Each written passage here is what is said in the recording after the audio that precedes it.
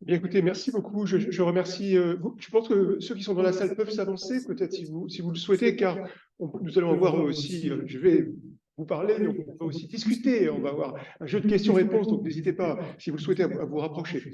Donc, je remercie très vivement la chaire Lexoum, le laboratoire de cyberjustice, l'Université de Montréal pour son invitation. Je suis très reconnaissant à mon collègue le professeur Benny Clef et aussi à monsieur Alexis Leroy-Blanc d'avoir organisé cette rencontre. Je le suis d'autant plus que votre laboratoire est unique, car finalement, je vois qu'il franchit des cloisonnements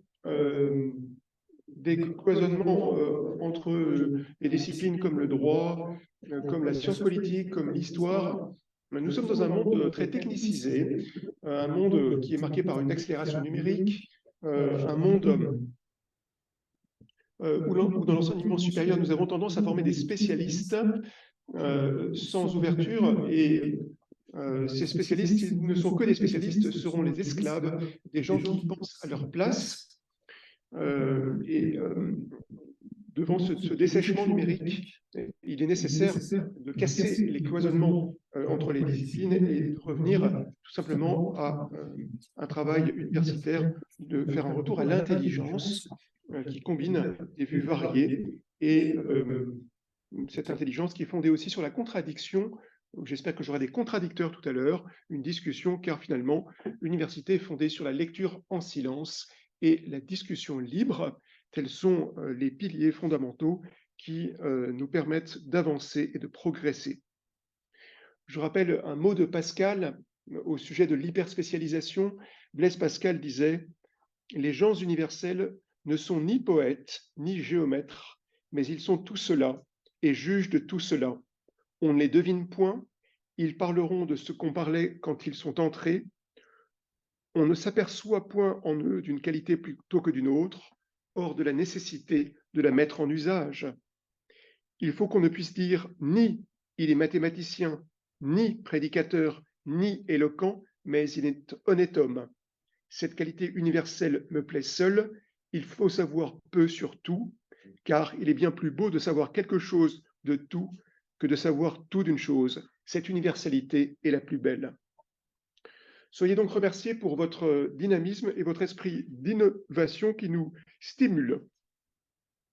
Alors, mon intervention s'inscrit dans un cycle de conférences dédié à la géopolitique de la régulation numérique.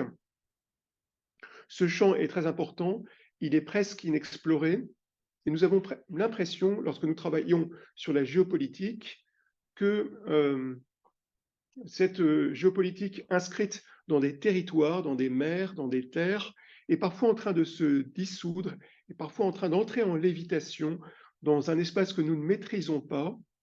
Nous voyons aussi très clairement qu'à l'heure actuelle, outre la pression exercée par les États-Unis sur l'Union européenne en vue d'une normalisation numérique du droit de l'Union européenne et de l'impossibilité pour l'Europe d'avoir un Internet souverain, outre cela, nous voyons très bien qu'à côté de ces jeux de pouvoir, il existe beaucoup de pression à l'heure actuelle sur les infrastructures du numérique qui forment elles aussi une géopolitique, les câbles sous-marins, les satellites, toutes les infrastructures avec des luttes pour s'emparer et de monopoliser ces infrastructures matérielles.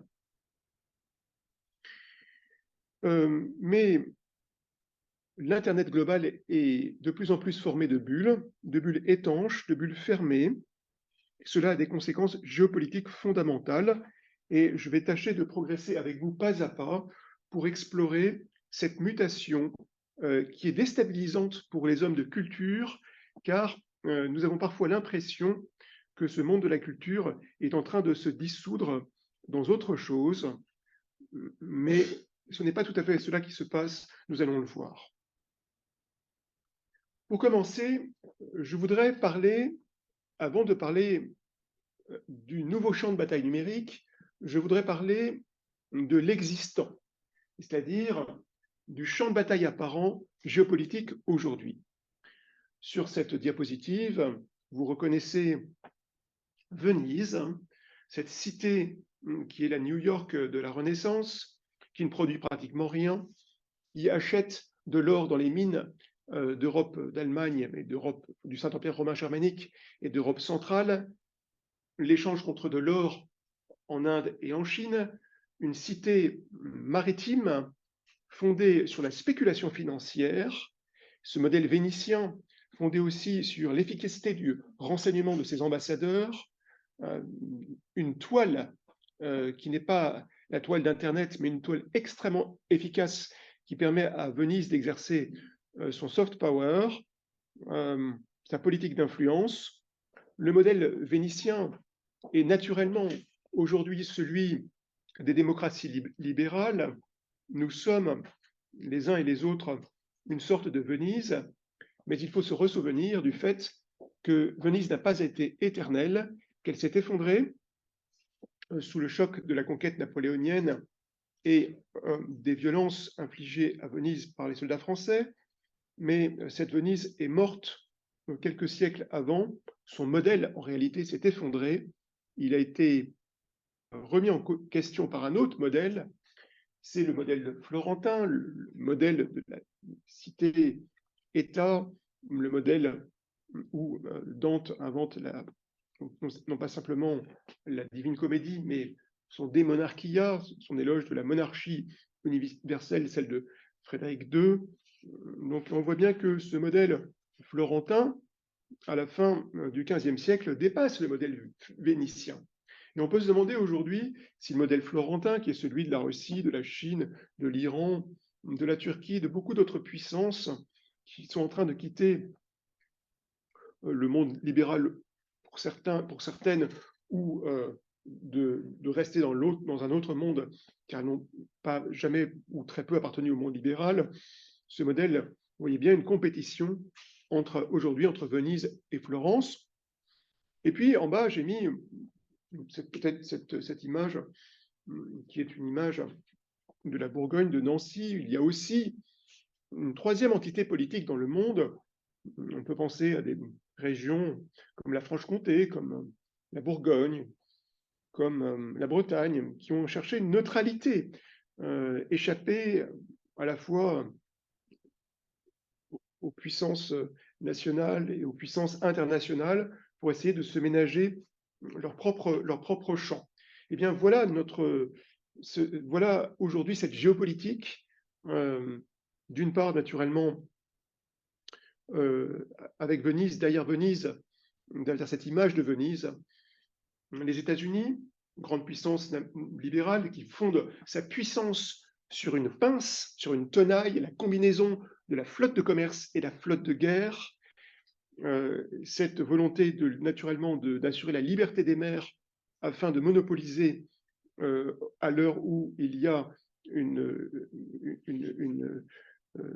un immense essor maritime, de monopoliser les flux internationaux et ce commerce international à l'époque moderne. Lié aux États-Unis et à l'Amérique du Nord, naturellement les États vassalisés d'Europe, mais aussi les périphéries maritimes asiatiques, la Corée du Sud, Taïwan, le Japon, là encore des thalassocraties, un ensemble qui aujourd'hui en voie de rétractation, en voie de difficulté, et de difficultés notamment monétaires, on le verra un petit peu plus tard. En face de cette puissance occidentale, Florence, et derrière Florence, finalement, la Russie, la Chine, l'Iran, ce nouvel empire mongol, qui, depuis quelques semaines, a tiré à lui pratiquement l'ensemble du Moyen-Orient, tous les signaux faibles à notre disposition nous permettaient de voir que le Moyen-Orient était en train de basculer vers le nouvel empire mongol. C'était lié à la réconciliation opérée par la Chine entre l'Iran et l'Arabie saoudite, malgré l'offensive diplomatique japonaise dans le golfe Persique qui cherchait à saper les efforts de la Chine, par un jeu complexe. Les Émirats arabes unis, le Qatar, l'Arabie saoudite, pratiquement l'ensemble du Moyen-Orient a basculé vers les orientaux précisément, Et puis chez les neutres, on a une très grande partie de l'Amérique latine, la Turquie, et puis toute la périphérie occidentale de la Chine, notamment l'Inde qui négocie avec la Russie, mais aussi avec l'Occident. Le 14 juillet dernier, le président Modi était sur les Champs-Élysées. Il a mis sur son site internet une petite allocution à l'occasion de sa rencontre avec Emmanuel Macron. Que nous dit-il dans son discours? Il suffit de lire à travers les lignes pour le comprendre. Ce qui s'est passé dans les négociations entre Emmanuel Macron et Modi, ce qui s'est passé est la chose suivante. L'Inde va fournir à la France beaucoup d'ingénieurs low cost à bas coût afin de permettre à la France, qui a certains retards dans le domaine numérique, de rattraper son retard. Et quelle est la contrepartie qui est donnée par Emmanuel Macron à l'Inde, qui lui fournit des ingénieurs à bon marché? Deux choses, et je vous renvoie au discours de Modi.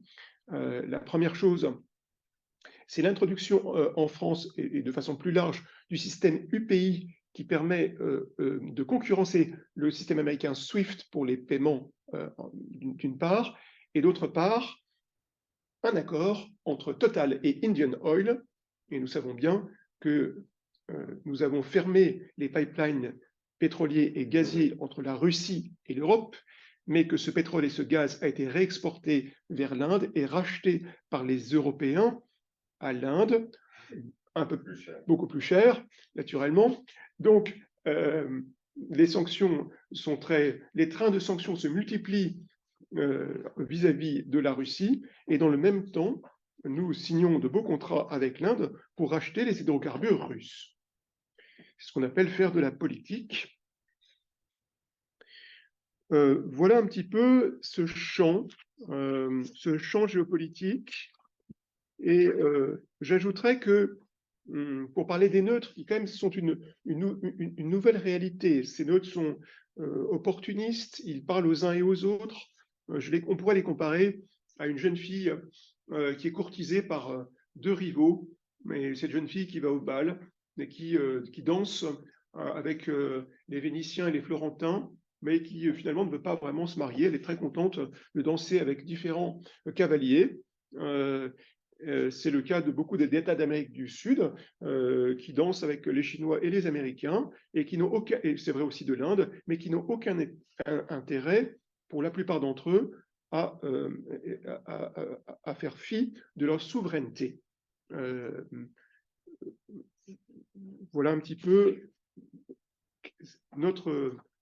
notre situation géopolitique.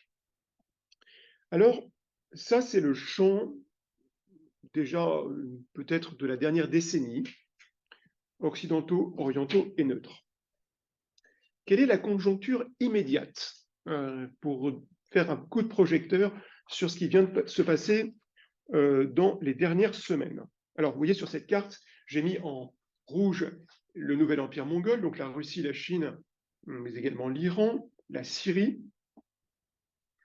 En bleu, les périphéries océanes asiatiques qui sont liées aux occidentaux, et en vert, vous voyez quand même ce poids important des neutres opportunistes qui parlent avec les uns et les autres, mais en réalité cette carte est déjà fausse. Je l'avais faite il y a quelques semaines.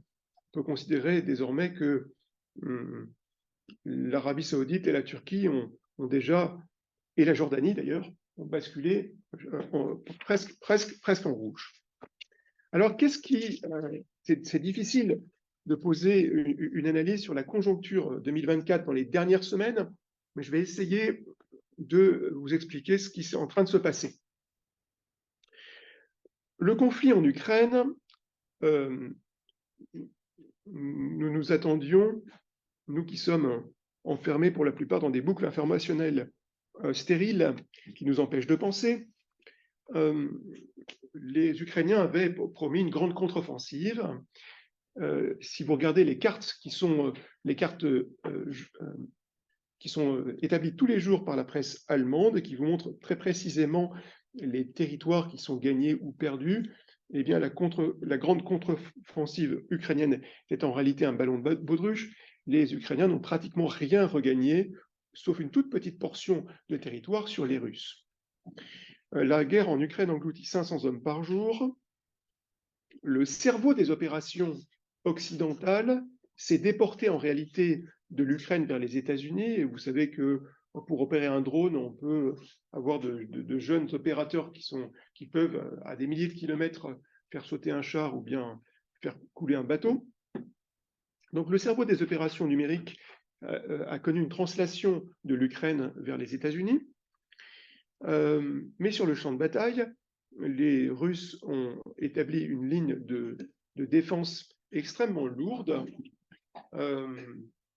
C'est vrai aussi des Ukrainiens pour empêcher à tout prix que Odessa ne soit prise et que les Russes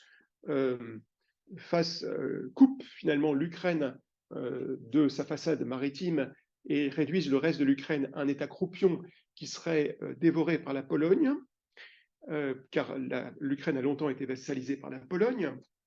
Donc la Russie, en se débarrassant du groupe Wagner et de Prigogine qui a joué le rôle de Coriolan de Shakespeare, qui se rebelle contre Rome et qui finit assassiné par les siens, ce Coriolan, la chute de Coriolan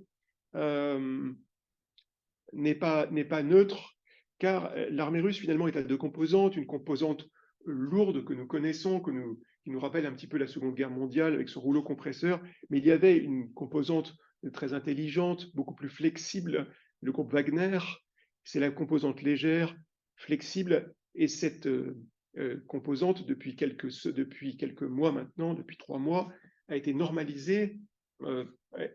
Ces mercenaires ont prêté serment à Vladimir Poutine, et donc la partie flexible, la partie liquide, celle qui pensait, qui désirait il y a 2 ans faire tout de suite un coup de main sur Odessa, est en train d'être normalisée. Donc la Russie est en train d'évoluer vers, en train de ce bureaucrate, son armée donne un aspect très lourd.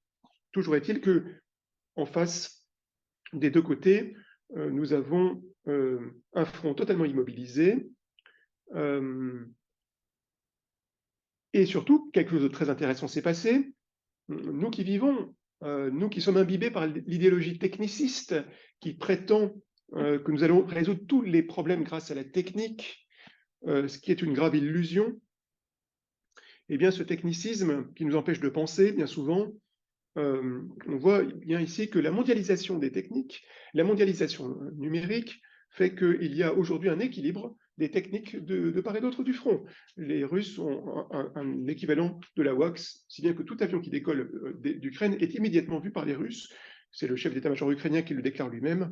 En fait, chacun voit ce qui se passe de l'autre côté, et ça, c'est naturellement dû à la numérisation du champ de bataille de part et d'autre. Finalement, tous les soldats sont à découvert, l'ennemi est nu, finalement, chacun agite à découvert, comme si nous étions revenus au temps de la guerre en dentelle, où les soldats s'habillaient d'habits chatoyants pour se battre. En réalité, les camouflages ne servent plus à rien, chacun voit exactement où est l'ennemi. Donc ce front est totalement immobilisé. Poutine est allé chercher des obus, 1 million d'obus d'artillerie en Corée du Nord, mais également des missiles. Mais finalement, on a un équilibre technologique de part et d'autre du front, si bien que là, nous sommes en train de rentrer dans l'hiver, ce qui rend les sols durs et qui permet à la cavalerie russe d'opérer. Les Russes viennent de sortir 600 chars quand même de leurs usines, mais comme les Ukrainiens ont vidé Odessa de la partie pro-russe de la population qui a été terrorisée, il y a fort à parier que les Russes se contentent de sécuriser la partie d'Ukraine qu'ils ont conquise en se contentant de petites avancées. Voilà pour le front ukrainien. Au Levant, la surprise stratégique est celle d'une résurgence ou d'un éclatement du conflit palestinien. Les Palestiniens ont été armés par la mafia ukrainienne. La mafia ukrainienne a revendu des armes américaines et suédoises aux Palestiniens. Netanyahou ne souhaitait absolument pas avoir ne souhaite absolument pas avoir un État palestinien, une formation politique, et pour ne pas avoir d'État palestinien, il doit finalement faire la politique du pire et avoir en face de lui la partie la plus radicale possible. Donc, nous voyons bien cette règle immémoriale de l'histoire qui s'applique. L'histoire est faite par les minorités violentes. C'est ce qui se passe aujourd'hui en Palestine. Donc, des Gazaouites qui sont alimentés par des mafias, qui ont des souterrains à 70 mètres sous terre. Les Israéliens viennent d'acheter des bombes américaines qui dévastent tout dans un rayon de 400 mètres jusqu'à 40 mètres sous terre. Donc, ça rend le réseau de souterrains des Palestiniens relativement, pour l'instant, partiellement sauf. Une situation compliquée. On pourrait dire qu'en 3 semaines de guerre, les Israéliens ont perdu 15 ans d'efforts diplomatiques, puisque les opinions publiques de Jordanie, d'Arabie Saoudite, de Turquie ne tournent le dos à Israël. C'est aussi le cas de tout le Maghreb, en particulier la Tunisie, mais c'est vrai aussi au Maroc, où finalement les Israéliens ne réussissent à garder une influence que en promettant une aide aux Marocains sur la question du Sahara occidental. Mais on a là une union finalement de l'opinion musulmane qui est tout à fait inédite et qui va même au-delà de la frontière entre les chiites et les sunnites. De façon étrange, les Iraniens sont restés sur l'arrière-main. Vous avez vu que Nasrallah n'a pas lâché le Hezbollah. C'est difficile de savoir quelle en est la raison.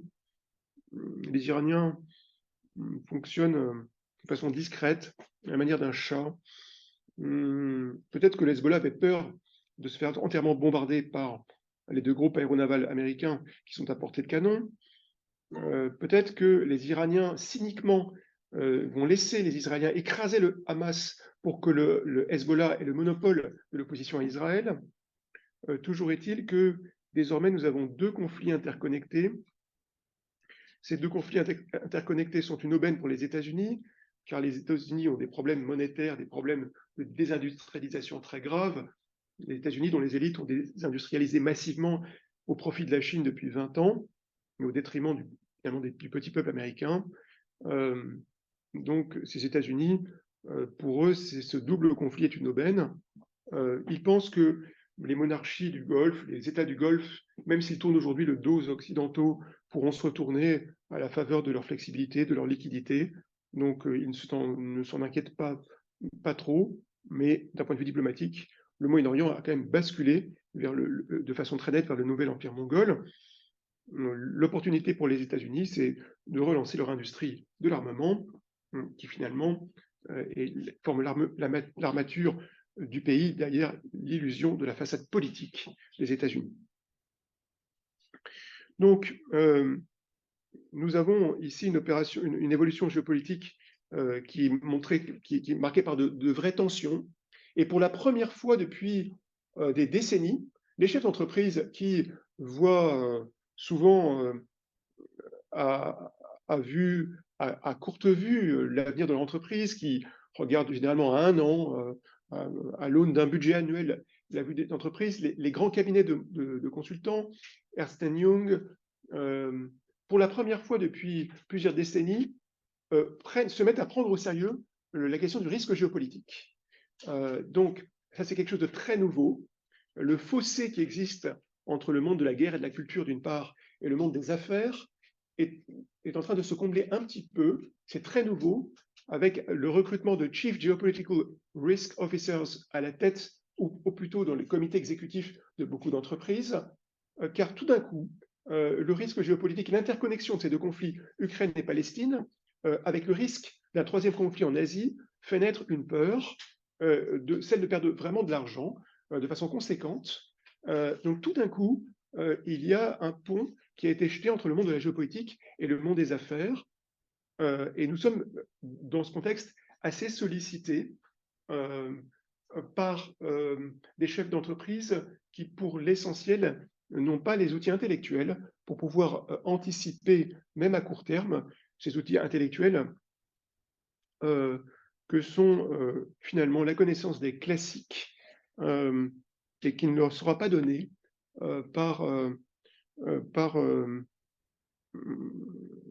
la consultation de leur site de journaux préférés. Alors, est-ce que nous allons vers un pic d'incertitude ou un pic de risque ou un pic de guerre? Je pense que nous faisons volontairement peur à nous-mêmes. Nous avons ici deux conflits, un conflit arrêté en Ukraine, un conflit très circonscrit en Palestine, même si Israël souhaiterait en réalité expulser les 2,2 millions de Gazaouites vers l'Égypte, les États-Unis ayant fait une proposition d'effacer la dette de l'Égypte avec pour contrepartie d'accueillir les Palestiniens, ce qui a été refusé par l'Égypte, naturellement, qui craint une déstabilisation. Donc, ce qui marque plus, en fait, la géopolitique mondiale dans l'interconnexion de ces deux conflits, c'est peut-être les métastases, les conflits importés dans l'ensemble de l'Occident, avec une recomposition politique. On le voit bien en Occident, entre les partis de gouvernement qui soutiennent Israël et font mine de donner des gages aux minorités musulmanes, les partis identitaires qui sont très clairement pro-israéliens, avec une alliance finalement de fait entre les partis de gouvernement et leurs opposants politiques à droite, et puis l'extrême gauche, en tout cas en France et dans beaucoup d'États européens, qui prend très clairement parti pour les Palestiniens afin de rafler le vote ethnique musulman aux prochaines élections, puisque les musulmans ne sont pas représentés, ne sont pas structurés de façon politique, et donc ça va être la tentative de l'extrême gauche pour les prochaines élections. Donc ça génère aussi une recomposition politique interne.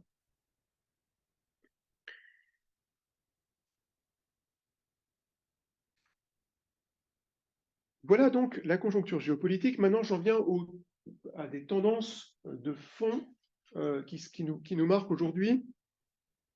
Nous vivons, à l'évidence, une accélération numérique. L'épisode pseudo-pandémique qui n'a rien à voir avec les grandes épidémies de peste en Europe au Moyen-Âge, puisque la peste a, je le rappelle, tué la moitié de la population européenne, ou même de choléra, qui a, même en 1830, dans certains villages de Provence, il ne reste plus que les corbeaux. Voilà, donc les grandes crises épidémiques médiévales et même jusqu'au 19e siècle font beaucoup plus, infiniment plus de morts que ce que nous avons connu il y a 2 ans. Mais toujours est-il que la pandémie de cette grippe artificielle a quand même a donné l'occasion à beaucoup d'entreprises, beaucoup d'universités, d'universités a été utilisée pour l'accélération numérique.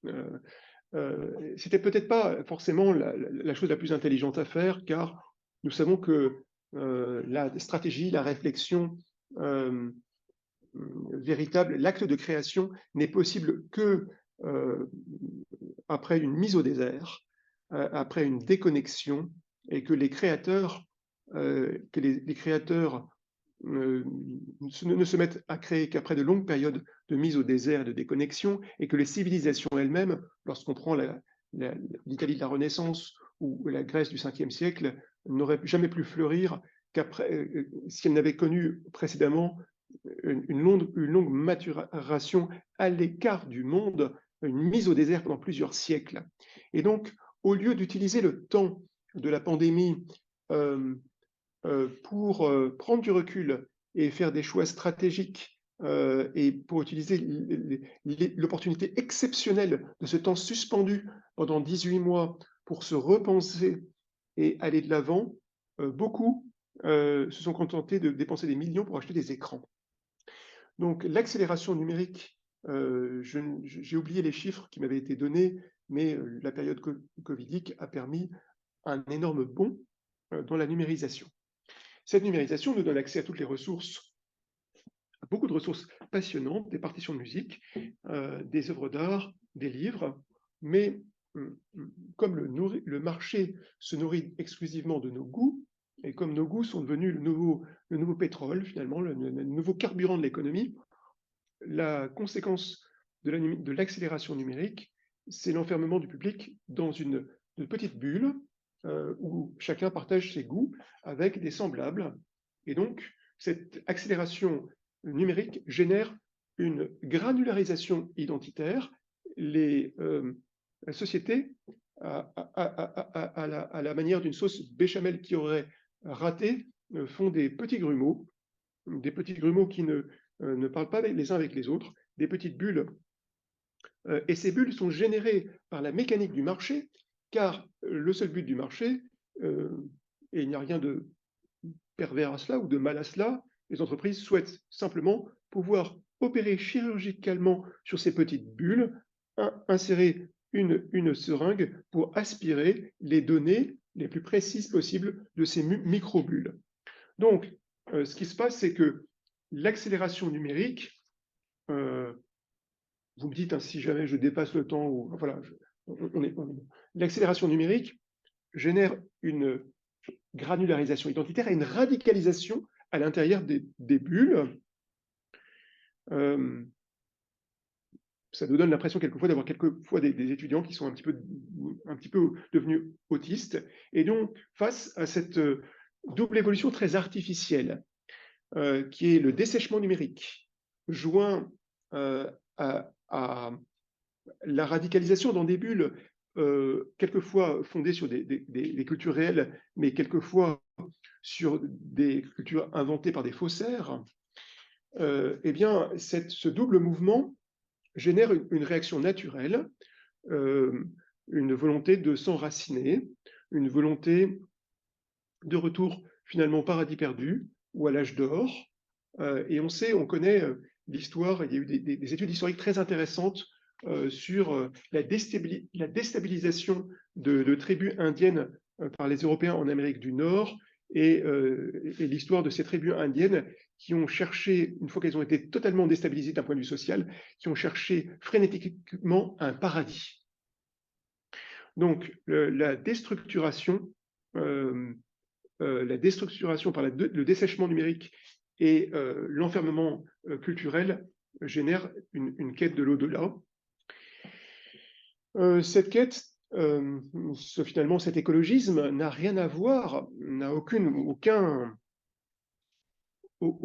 lien de parenté avec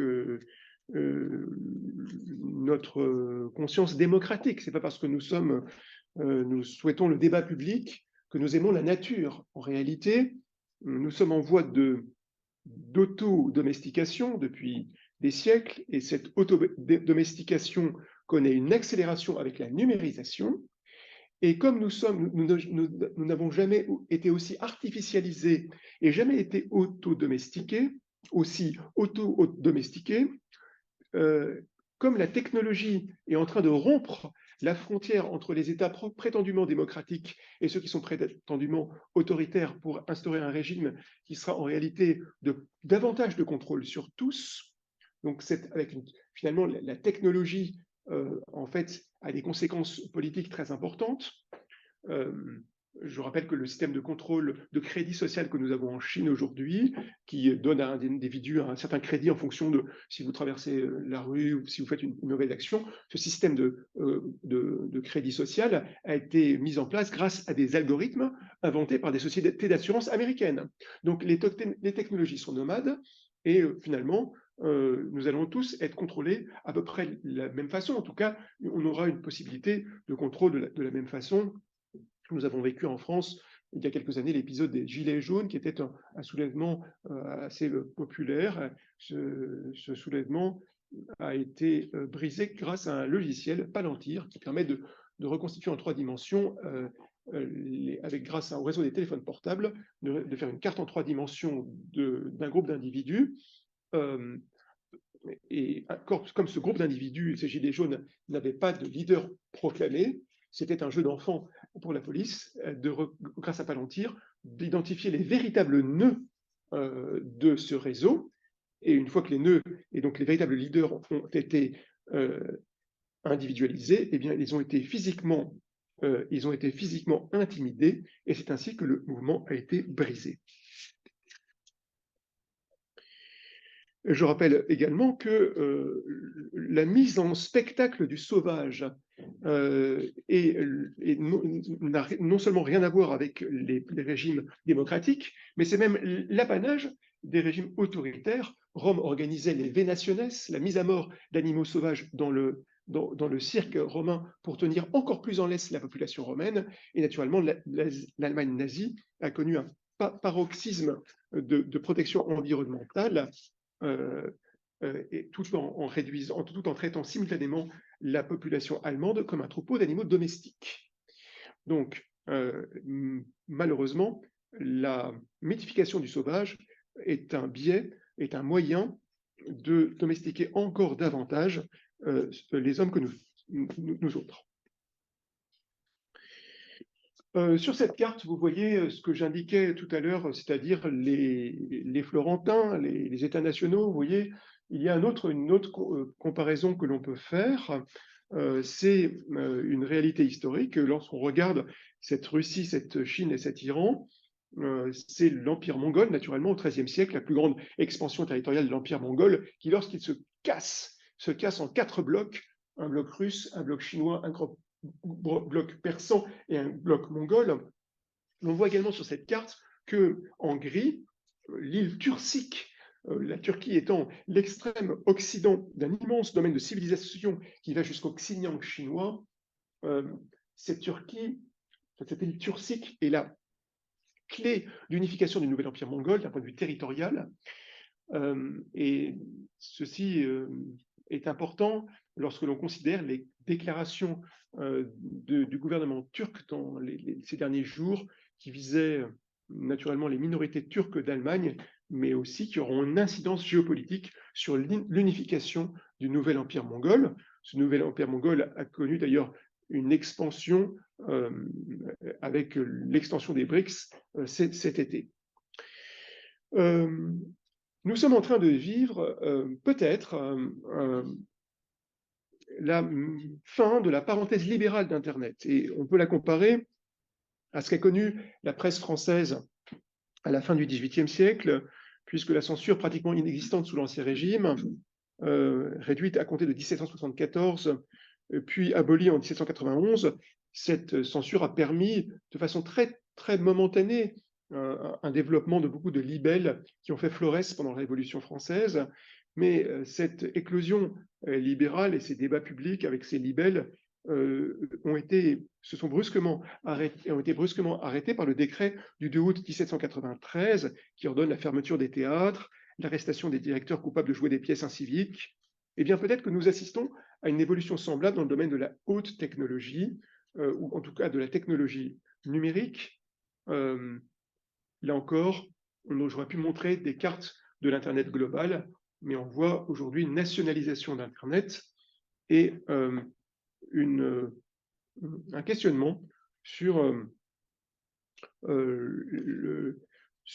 la régulation de l'Internet, où finalement la censure a été remplacée par les modérateurs des forums qui, sous mine de modération, peuvent mettre à l'écart des pensées qui sont jugées déviantes.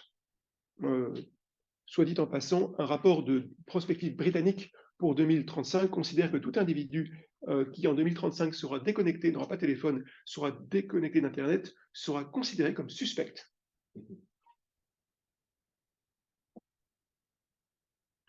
Et donc, cette Internet libéral connaît aujourd'hui une réduction, une diminution, une fermeture. Et finalement, cet Internet tâche de lutter contre ce qui fait la nature de l'homme, c'est-à-dire l'imprévisibilité. L'homme est un être dont finalement notre singularité est de la capacité à créer. La création nous rend notre dignité. La création nous rend notre dignité. Or, Internet considère l'imprévisibilité humaine comme le mal absolu. Et donc, face à cette fermeture de l'Internet libéral, eh bien, la seule façon de pouvoir se préserver, eh bien, c'est de court-circuiter ce trou noir d'Internet en puisant dans les sources classiques, en puisant dans les livres d'abord, qui nous permettent de nous donner les clés de lecture du présent, et puis en puisant dans les sources vivantes que sont les hommes, en se parlant les uns aux autres. Si l'on regarde maintenant l'évolution du paysage économique, cette évolution est assez singulière, puisque notre économie, aujourd'hui, est faite de deux entités. D'abord, de grandes entreprises mondialisées qui sont devenues des plateformes numériques. Ces entreprises se sont délestées massivement des cadres. Elles ont sous-traité. Aujourd'hui, le président de l'association de l'école polytechnique en France considère qu'un tiers des polytechniciens, après 50 ans, sont au chômage. En réalité, ils ont des postes de consultants, mais ils ont été éjectés du système. Donc, ces grandes plateformes numériques exercent une certaine violence, et puis elles puisent des services chez des atomes, que sont nos étudiants, qui souhaitent deux choses. Ils souhaitent de l'autonomie et ils souhaitent du sens. Et donc, ces petits atomes qui créent des startups fondées généralement sur un algorithme, des startups fondées sur un algorithme et qui disparaissent dans 95% des cas, les atomes sont au service des plateformes numériques. Mais cela a des conséquences qu'il ne faut pas négliger sur le plan social, car à la génération de nos grands-parents, nous avions des patrons avec lesquels nous pouvions coopérer, avoir négocié, avec lesquels on pouvait ne pas s'entendre, dire les choses. Donc il pouvait y avoir des tensions, des négociations, mais on restait dans un rapport humain. Pour nos futurs étudiants, c'est très différent, puisqu'ils vont être auto-entrepreneurs et ils vont travailler pour une plateforme. Mais qu'est-ce qui va se substituer à l'obéissance, puisque ces étudiants ne souhaitent ni commander, ni obéir? Ce qui va se substituer à l'obéissance, ce sont des avis anonymes sur Internet sur leurs prestations. Et donc, ces avis anonymes se substituent à la prise de parole. Si bien que cette jeune génération entre dans un monde où la transparence numérique est en train de se substituer à l'obéissance. Or, cette transparence numérique peut être infiniment plus dure que l'obéissance, car elle est fondée sur l'anonymat. La notation.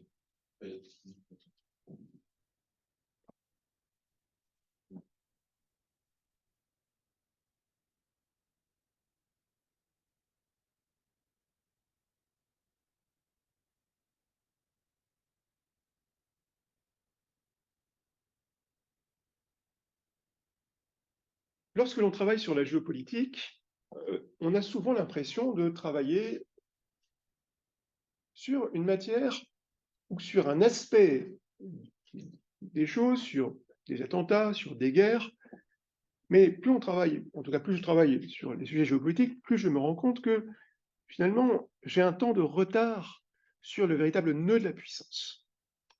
En effet, si on travaille sur les conflits, et encore pire sur les conflits médiatisés, sur la mousse médiatique faite autour des conflits, mousse qui est faite exclusivement pour vendre de la pâte dentifrice et juste focaliser notre attention pour vendre des produits insignifiants.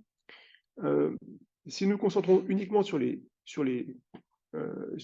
conflits, cela nous donne une vue totalement fausse de la réalité, car les conflits sont la plupart du temps des opérations d'influence qui ont échoué. C'est le cas de l'Ukraine, c'est le cas aussi du Proche-Orient, puisque Netanyahou avait fait financer le Hamas par le Qatar pour éviter qu'il ne fût financé par l'Iran et pour avoir finalement une opposition inapte à générer une construction politique modérée face à Israël. Donc ces conflits sont des opérations d'influence qui ont raté. Donc si nous nous concentrons sur les guerres, nous avons un temps de retard sur la prospective géopolitique et sur la prospective de notre monde en tant qu'entité à la fois matérielle et aussi hybride, en fait à la fois matérielle, avec cette mise en lévitation numérique qui est en train de tout transformer. Le nœud est ailleurs. Ce nœud, c'est naturellement la géofinance. Et cette géofinance est étroitement liée à la sphère numérique, puisque depuis une dizaine d'années, la Russie, l'Inde, la Chine, le Brésil ont coopéré en 3 temps.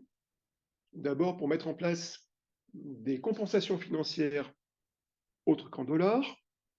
Ensuite pour mettre en place des systèmes de paiement qui évitent SWIFT, UPI en Inde, MIR en Russie, UnionPay pour la Chine.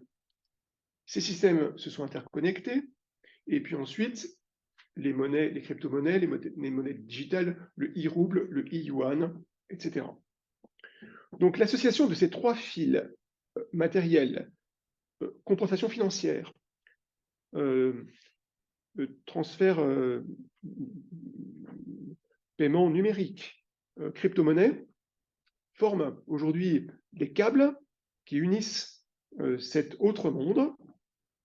Ce sont des câbles virtuels, mais comme vous voyez sur cette carte, en rouge, les membres des BRICS, et en orange, les États qui, cet été, viennent d'intégrer les BRICS, l'Iran et l'Arabie saoudite, réconciliés partiellement par la Chine, l'Éthiopie, où la Chine a beaucoup d'intérêts géopolitiques, l'Égypte, l'Argentine. Ces États ont intégré les BRICS. Ça ne fait qu'une augmentation de puissance de 10% pour le nouvel empire mongol, mais surtout, ce qui est beaucoup plus intéressant, c'est que tous ces États en orange ont adopté les outils monétaires et numériques des BRICS. Donc, ces outils digitaux monétaires sont véritablement au cœur de la puissance. Le plus grand événement des 5 dernières années n'est pas la guerre en Ukraine, c'est la déclaration de Mohamed Ben Salman. Vous savez que l'Arabie saoudite est liée aux États-Unis depuis la Seconde Guerre mondiale, lorsque les États-Unis se substituent à la puissance impériale britannique et que l'Arabie saoudite signe un accord avec les États-Unis au terme duquel les États-Unis assurent la protection militaire de l'Arabie saoudite et en échange, l'Arabie saoudite vend son pétrole en dollars. Les États-Unis, les règles de succession au trône en Arabie saoudite ne sont pas claires, ce qui a permis aux États-Unis de choisir le prince qui leur allait bien, Mohamed Ben Salman, qui était acheté sur étagère par la CIA, qui était acheté, et MBS déclare tout d'un coup, fait cette déclaration dont on n'a absolument pas parlé dans les médias, mais qui a jeté un véritable émoi à Riyad: je me réserve le droit de vendre mon pétrole en yuan. Si l'Arabie saoudite n'est plus la matrice du pétrodollar, alors c'est la fin du dollar. Si c'est la fin du dollar, les États-Unis feront la guerre.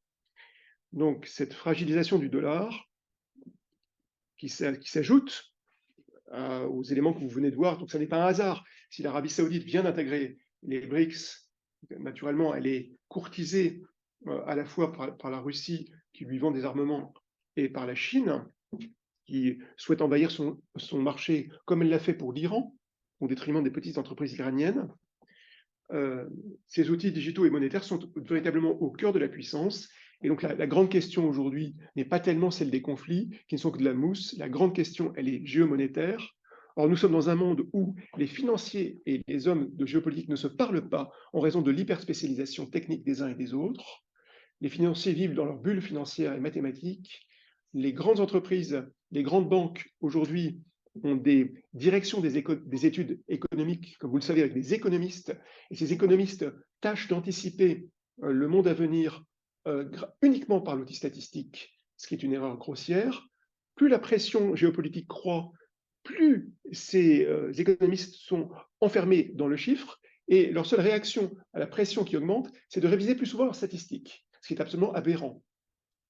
Donc pour discuter avec ces grandes directions de bancaires qui font de la prospective, tâchent de faire la prospective géopolitique, peut-être ne s'aperçoivent-ils pas que la plus belle courbe mathématique est à la merci d'une rafale de Kalachnikov. Alors, si on rentre maintenant dans ce nouveau monde que nous sommes en train de connaître, avec cette déterritorialisation de la géopolitique, puisqu'en fait, aujourd'hui, le plus important, c'est pas tellement la maîtrise des mers et des terres, le plus important, c'est l'accès aux ressources, l'accès à la principale ressource qui est les informations que nous générons tous.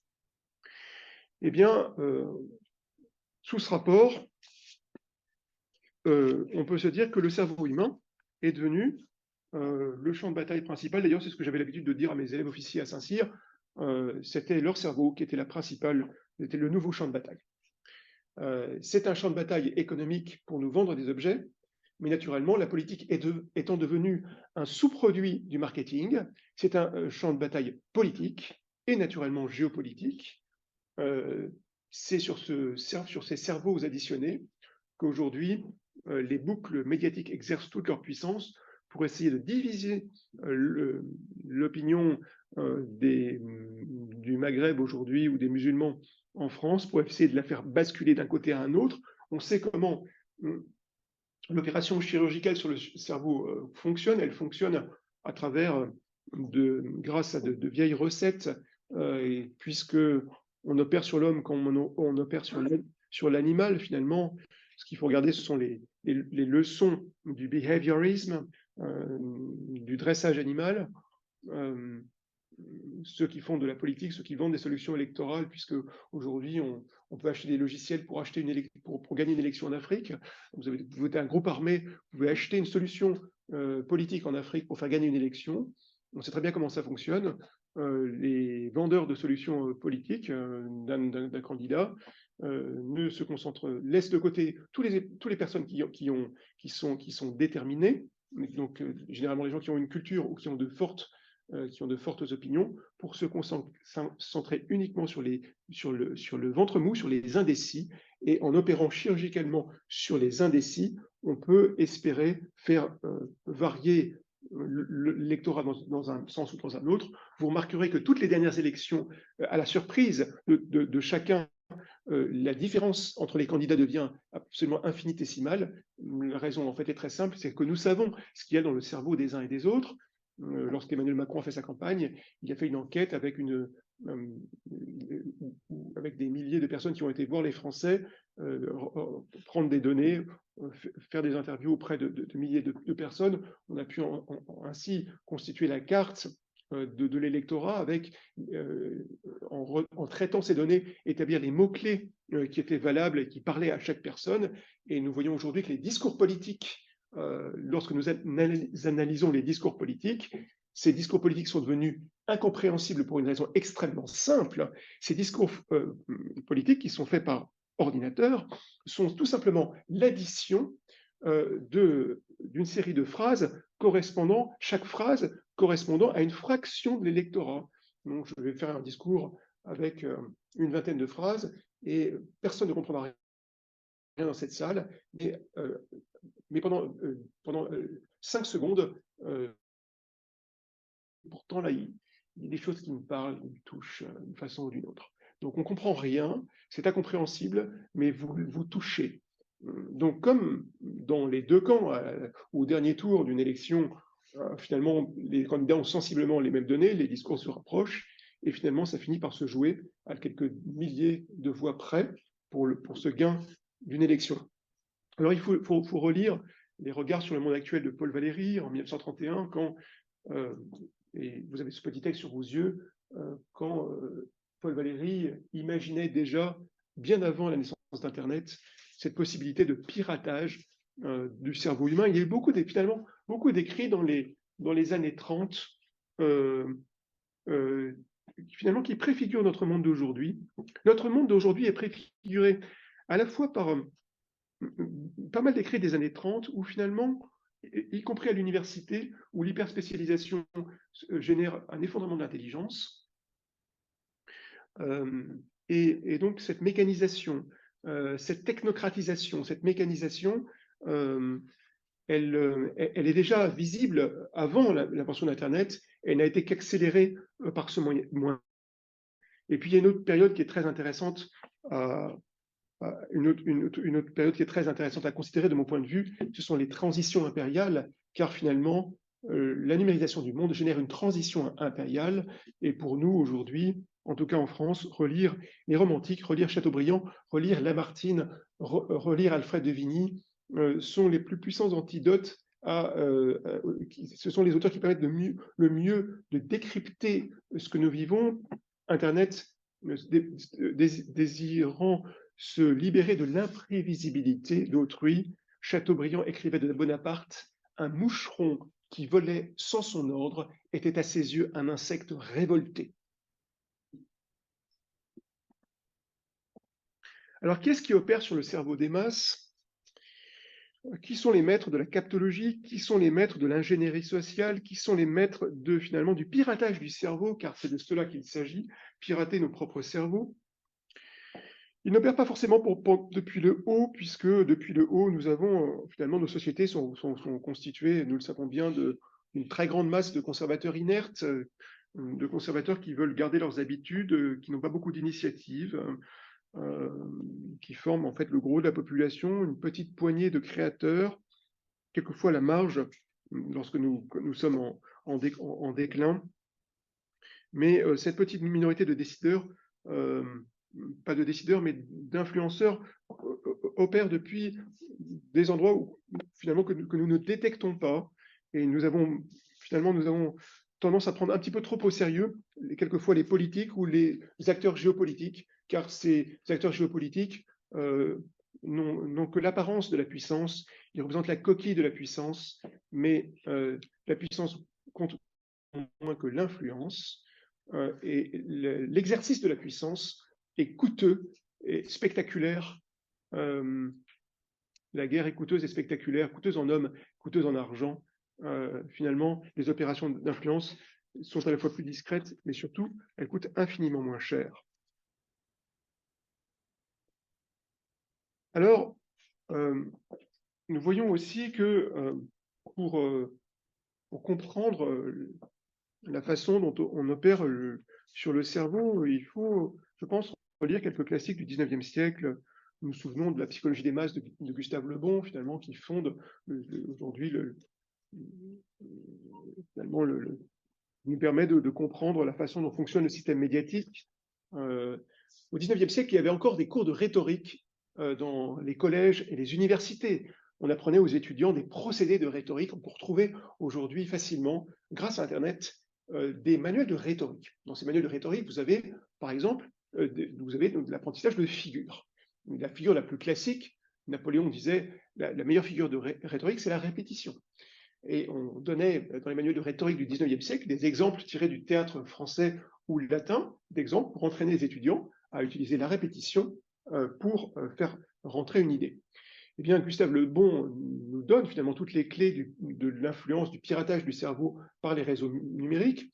Affirmer une idée, ne cherchez surtout pas à la prouver, d'abord lier cette idée à une image, donc opérer non pas de façon intellectuelle, car les masses sont insensibles aux idées naturellement, et nous le savons, nous qui enseignons, plus l'amphithéâtre est rempli d'étudiants, plus la teneur de notre discours va s'effondrer, plus la qualité intellectuelle va s'effondrer souvent, car nous ne pouvons plus spéculer, nous ne pouvons plus agir dans la nuance, nous sommes obligés d'être plus synthétiques et plus frappants, plus violents aussi. Donc, une idée-image, une répétition à l'infini de cette idée-image, et ensuite, par simple contagion émotionnelle, les internautes vont pouvoir forwarder un mail, tweeter, mettre un petit cœur, mettre un petit pouce, bref, se opérer par la grande règle immémoriale, qui est la règle de l'imitation. Il y a un magistrat périgourdin intéressant qui a écrit sur le comportement des foules, Gabriel Tarde, à la fin du 19e siècle. Il écrit les lois de l'imitation. Il nous dit qu'il y a deux grandes règles sociales, l'invention et l'imitation. La plupart des hommes s'imitent et se contre-imitent. Eh bien, Internet, c'est bien un jeu constant d'imitation et de contre-imitation. Et Tarde va plus loin et dit, en se contre-imitant, les hommes s'assimilent encore davantage. Seuls ceux qui sont à l'écart de ces jeux d'imitation et de contre-imitation sont les véritables inventeurs. Or, sans acte de création, impossible d'avoir un rôle réel d'entraînement sur les masses. Les civilisations s'effondrent naturellement lorsque les élites sont incapables d'avoir des solutions créatrices aux défis toujours nouveaux et lorsqu'elles utilisent la violence comme substitut à l'imagination. Internet aujourd'hui nous permet d'utiliser la violence douce et d'utiliser finalement la contrainte et la violence comme substitut à l'imagination créatrice et donc d'une certaine façon hâte notre effondrement. On peut aussi relire un autre auteur qui est Tchakotine, Le viol des foules par la propagande politique. Serge Tchakotine qui nous décrit les différentes pulsions aptes à rentrer, à saisir le cerveau d'un internaute, la pulsion combative, la pulsion alimentaire, la pulsion sexuelle, la pulsion parentale. Ces quatre mécanismes de préservation de la vie à l'échelle individuelle, préserver sa vie par l'alimentation ou par la défense du territoire, préserver la vie de l'espèce par la pulsion sexuelle ou la pulsion parentale. Ces pulsions sont synthétisées dans des héros, comme ici sur cette image, naturellement le marquis de Carabas, le Chaboté de Charles Perrault, mais ils sont synthétisés aussi par beaucoup de héros de films contemporains. L'archétype du vainqueur, que décrit Tchakotine, synthétise ces surhommes qui permettent d'exercer et de répondre à ces quatre pulsions. Alors, je voudrais aborder un dernier point avant de pouvoir discuter, échanger avec vous, parce que je pense que d'habitude, mes interventions devraient donner lieu à des questions, des affirmations, des contradictions. Et ça va être la partie, je pense, la plus intéressante. Donc, je termine rapidement en vous lisant un petit texte. Oui, il faut relire les romantiques, relire les classiques. Le danger de la numérisation du monde, c'est qu'il permet à ceux qui gouvernent de garder pour eux seuls le monopole de l'initiative créatrice en réduisant leur entourage à de simples exécutants. Mais je parlais tout à l'heure de ces directions des études économiques et de ces économistes enfermés dans la statistique et qui n'ont pas su anticiper les effondrements géopolitiques à venir. Il faut relire à cet égard, et je vais terminer par cela, Les Destinées de la poésie, ce petit texte court de Lamartine, qui nous rappelle son enfance sous le Premier Empire. Voici ce qu'il écrit, et je pense que cela nous parle, nous qui nous intéressons au numérique. Ne parlons que de poésie. Je me souviens qu'à mon entrée dans le monde, il n'y avait qu'une voix sur l'irrémédiable décadence, sur la mort accomplie et déjà froide de cette mystérieuse faculté de l'esprit humain. C'était l'époque de l'Empire, c'était l'heure de l'incarnation de la philosophie matérialiste du XVIIIe siècle dans le gouvernement et dans les mœurs. Tous ces hommes géométriques qui seuls avaient alors la parole et qui nous écrasaient, nous autres jeunes hommes, sous l'insolente tyrannie de leur triomphe, croyaient avoir desséché pour toujours en nous ce qu'ils étaient parvenus en effet à flétrir et à tuer en eux toute la partie morale, divine, mélodieuse de la pensée humaine. Rien ne peut peindre à ceux qui n'ont pas subi l'orgueilleuse stérilité de cette époque. Tout était organisé contre cette résurrection du sentiment moral et poétique. C'était une ligue universelle des études mathématiques contre la pensée et la poésie. Alors, est-ce que nous allons connaître la même évolution que celle qu'a connue Lamartine pendant ses études dans les lycées napoléoniens? Peut-être pas, car aujourd'hui, pour s'emparer du cerveau des masses, les algorithmes qui sont développés, ces algorithmes sophistiqués, vont devoir peut-être procéder par la poésie, aussi par la poésie, pour pouvoir piloter le cerveau des individus. Toujours est-il que le monde est en train de changer rapidement, il est en train de se déterritorialiser. Le monde est devenu un agrégat, en tout cas le monde de la géopolitique est devenu un agrégat étrange entre de véritables territoires, entre les mers, les airs et la terre, mais aussi entre ce nouveau territoire de l'Internet. Quelquefois, dans les conflits, il y a des acteurs qui agissent selon les règles du XXe siècle de la géopolitique, la mer contre la terre, tandis que d'autres utilisent les nouvelles règles du XXIe siècle en donnant finalement la priorité à la sécurisation des infrastructures matérielles du numérique et en les combinant avec leurs avantages propres. Voilà quelques réflexions sur ces évolutions, cette déterritorialisation, quelques idées éparses, mais j'espère qu'ils devraient aujourd'hui, maintenant, donner la possibilité de poser des questions, échanger et surtout me contredire, ce qui serait intéressant, car j'ai abordé beaucoup de sujets. C'est, je crois, aussi l'avantage d'une causerie qui n'est pas que sur quelques minutes, comme dans les médias, mais où on a la chance de pouvoir parler ici près d'une heure. Une heure. Voilà. Merci.